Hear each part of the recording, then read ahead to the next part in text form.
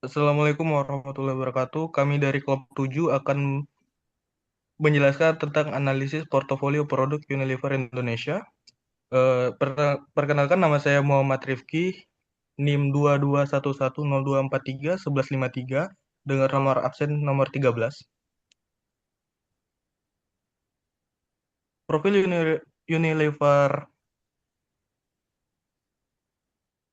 Indonesia Tbk tercatat di BI sejak 1981, bergerak di manufaktur konsumen cepat saji dengan lebih dari 30 merek ikonik seperti Rinso, Lifebuoy, Walls, dan Lipton. Eh, Visinya adalah menjadi kekuatan kebaikan melalui produk berkelanjutan. Portofolionya terbagi ke dalam 4 klaster utama yang menyumbangkan 90% volume domestic home care, personal care, food and refreshment, serta tea-based beverage. Selanjutnya, tujuan analisis portofolio. Analisis ini bertujuan untuk mengoptimalkan alokasi sumber daya, mengurangi kanibalisasi, dan mempercepat pertumbuhan berkelanjutan. Pertama, alokasi optimal itu menentukan posisi tiap cluster untuk alokasi sumber daya yang tepat.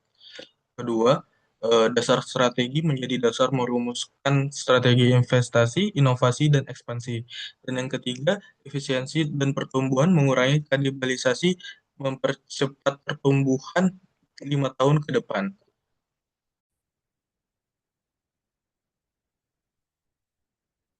Metodologi, tiga pendekatan matriks strategis, kombinasi BCG, DE, dan ANSOP memberikan analisis holistik untuk merumuskan strategi portofolio yang tepat. Matriks BCG mengevaluasi daya tarik pasar versus pangsa relatif untuk mengategorikan unit bisnis. Matriks DE memperluas analisis menjadi faktor pasar dan kompetitif untuk penilaian yang lebih halus. Matriks Ansoff mengaitkan strategi produk lama atau baru dengan pasar lama atau baru untuk menentukan arah pertumbuhan. Eh, Data penjualan 2021 sampai 2023 CAGR industri pangan pangsa pasar dan proyeksi CAGR 5 tahun menjadi dasar analisis dan rekomendasi strategis.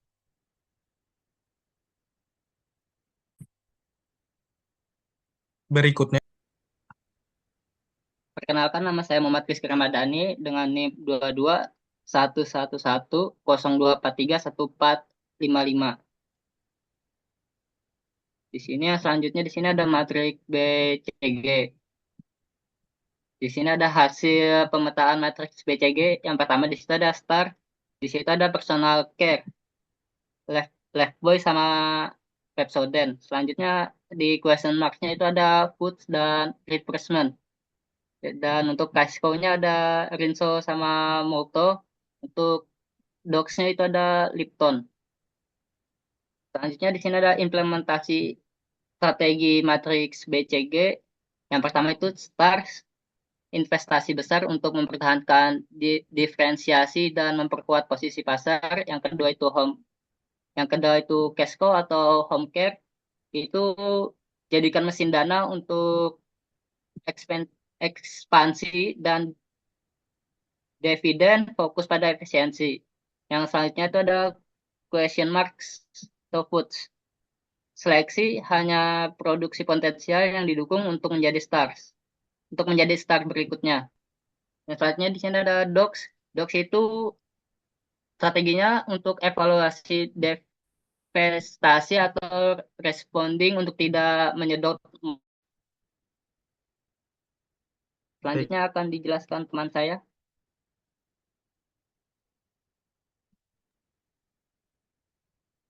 Yang mana kamu tadi terakhir, Ki? Eh, itu sampai matriks GE itu lanjutannya. Nih. Oke, perkenalkan nama saya Muhammad Afrizal Fani. NIM 22. NIM disebutkan ya? Sebutkan. NIM 22111024311191. Nomor absen 16. Hasil pemetaan GE, MC Kinsey, Matrix GE memberikan analisis yang lebih halus dengan menilai daya tarik industri dan kekuatan bisnis internal. Itu ada invest grow, personal care, atau skor tinggi, ada juga selectivity, foods dan refreshments, potensi inovasi, juga ada harvest, home care, daya tarik menurun, dan ada juga divest di based beverage skor rendah. Perbandingannya BCG versus GE bisa konvergensi itu ada personal care tetap prioritas utama sebagai mesin pertumbuhan. Kedua ada T-based beverage sama-sama lemah, memperkuat argumen divestasi. Ada kesesuaian strategi alokasi sumber daya secara umum. Ada lagi juga nuansa dan GE itu ada home care dimasukkan harvest karena risiko komoditas. Foods dan refreshment tampak lebih menjanjikan karena skor inovasi tinggi. Ada juga menambahkan lensa analisis risiko, regulasi, dan daya tarik industri. Itu ada kelima, Matrix Ansoff. Strategi Ansoff saat ini fokus pada eksploitasi pasar.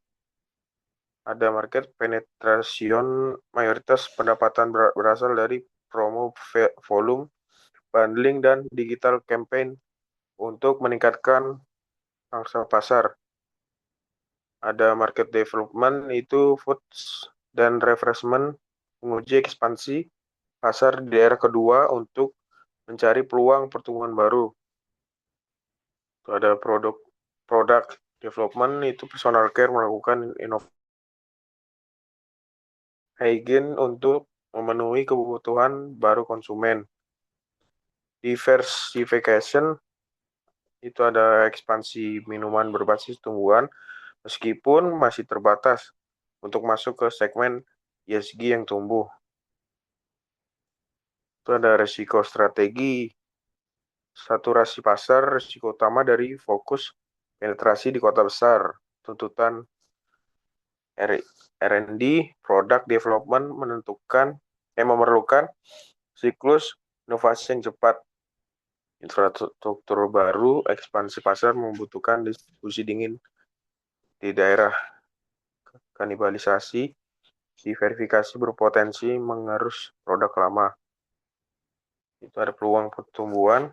Pasca ESG, diverifikasi membuka segmen baru yang tumbuh pesat.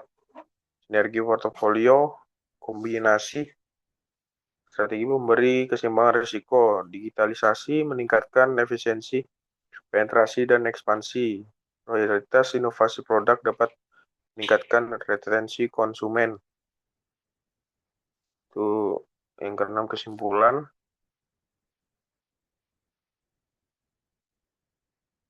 Kesimpulan ada rangkuman profil portofolio UNVR. Analisis gabungan menunjukkan ketimpangan alokasi modal yang perlu dioptimalkan untuk mendorong pertumbuhan berkelanjutan. Personal care, next star potensial, foods and refreshments, juga cash generator, home care, kandidat exit di best beverage. Oke, akan dilanjut oleh teman saya. Eh, Perkenalkan, saya Andi Junaidi dengan NIM 221102431447. Di sini saya akan membacakan tentang kesesuaian terhadap visi 2030. Untuk kesimpulannya tuh Unilever menargetkan omni-channel, net zero, dan kesehatan masyarakat. Bagaimana portfolio yang mendukung tujuan ini, dari personal care-nya sudah sejalan dengan sabun berkelanjutan. Home care-nya masih butuh reformulasi. eh, reformulasi biodegradable.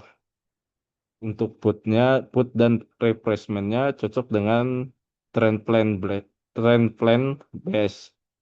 Untuk bagian T-base-nya, exit mendukung target net zero lebih cepat. Kemudian di sini ada rekomendasi strategi. Rekomendasi rekomendasi dari kami investasi di Star dan Question. Alihkan sumber daya dari DOX untuk mempercepat pertumbuhan kategori dengan potensi tinggi. Dari personal care starnya alokasikan 45% capex untuk varian premium dan digital enchantment. Untuk bagian put and replacement-nya question alokasikan 20% capex untuk ice cream plant base dan margarine fungsional. Lalu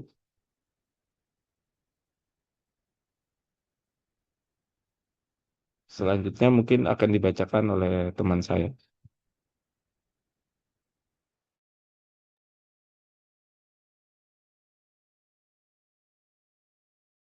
Oke, perkenalkan nama saya Muhammad Raul Fatanah Dewa Arjuna dengan NIM 221110231194.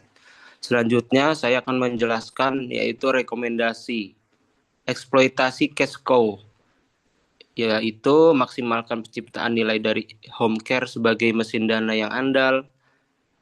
Kemudian ada cost innovation and efficiency, yaitu merupakan operasikan zero based budgeting untuk menjaga margin di atas 25%. Kemudian ada refill station dan kemasan ekonomis, yaitu luncurkan refill station dan kemasan saset untuk menjangkau segmen harga sensitif. Kemudian ada target cash flow yang menghasilkan free cash flow minimal 2 triliun per tahun untuk R&D dan akuisisi. Selanjutnya rekomendasi exit atau restrukturisasi DOX, yaitu lepaskan aset yang tidak produktif untuk dialokasikan pada peluang bernilai lebih tinggi. Opsi yang pertama bisa divestasi strategis dengan pertimbangan divestasi pabrik Lipton kepada mitra strategis. Kemudian juga dengan konversi fasilitas ke CO manufacturing untuk bisnis lain. Dengan opsi keduanya yaitu reposition sebagai minuman fungsional tanpa gula. Gunakan kemasan eco-friendly untuk menarik segmen ESG. Kriteria exit ini jika setelah 2 tahun ROI, WACC eksekusi, phase out-nya untuk alihkan modal. Lanjut.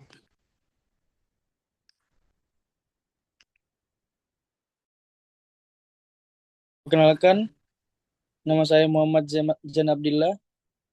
NIM saya 221102431475. Sini saya akan membahas tentang roadmap pelaksanaan strategi dari tahun 2024 sampai tahun 2027. Di tahun 2024 ini ada fondasi fokus efisiensi home care dan pilot produk plant-based. Di tahun 2025 ada transformasi ini ada akuisisi lokal brand dan divestasi DOX. Di tahun 2026 ada ekspansi ASEAN untuk personal care dan pabrik es krim baru. Di tahun 2027 ada evaluasi ulang portofolio untuk menjaga agility. Selanjutnya indikator kebersihan KPI. Monitoring kuartalan dengan dashboard BCG GE Ansoff untuk realignment cepat. 8% dari CAGR gabungan. Selanjutnya indikator kebersihan KPI. Monitoring kuartalan dengan dashboard BCG GE Ansoff untuk realignment cepat. Di indikator kebersihan di sini ada 8% CAGR gabungan dan 30 market share personal care dan 23% margin EBITDA dan 5T free cash flow dan minus 50% emisi GRK 2030 dan ada agility realignment. Selanjutnya penutup. Manfaat jangka panjang strategi portofolio yang tepat akan menciptakan fondasi kokoh bagi pertumbuhan berkelanjutan.